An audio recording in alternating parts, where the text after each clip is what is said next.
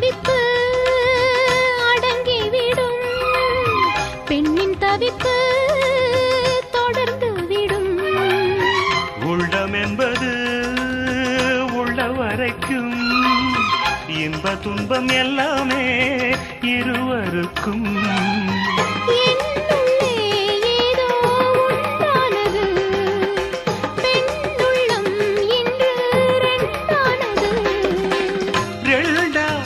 ஏது ஒன்றுபட்ட போது கண்ணுக்குள் 100 நிலவா, இது ஒரு கனவா?